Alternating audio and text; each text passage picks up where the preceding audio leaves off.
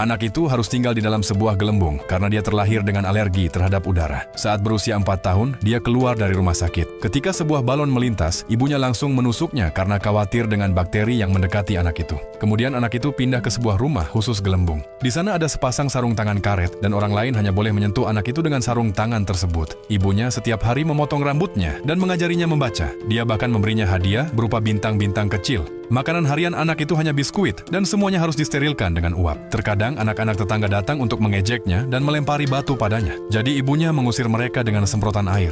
Dalam kehidupan yang membosankan ini, membuat anak itu mulai merindukan dunia luar. Suatu hari, anak itu tiba-tiba melihat seorang gadis cantik dan langsung tertarik. Sejak saat itu, anak itu selalu berpura-pura membersihkan kaca di dekat gadis itu. Dan gadis itu juga memperhatikannya. Karena penasaran, dia datang mengunjungi rumah anak itu. Saat gadis itu melihat tabung besar itu, dia sangat terkejut. Gadis itu mengikuti tabung itu ke lantai 2. Melihat gadis itu untuk pertama kalinya, anak itu begitu gugup hingga tidak bisa bicara.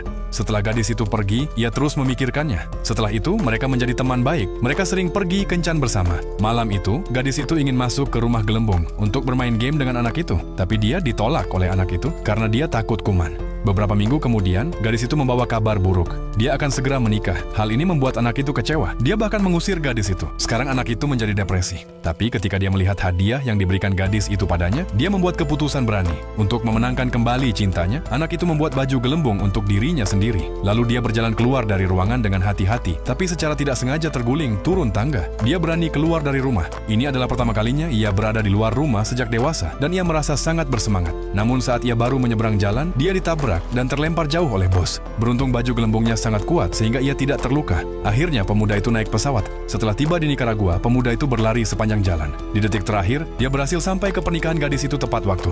Melihat gadis yang cantik, anak itu mengaku perasaannya. Lalu ia dengan berani merobek baju gelembungnya. Gadis itu sangat terharu. Tetapi tiba-tiba anak itu pingsan. Semua orang panik. Namun setelah gadis itu memanggil namanya, anak itu bangun secara ajaib. Cerita ini mengajarkan kita bahwa cinta bisa mengalahkan segalanya.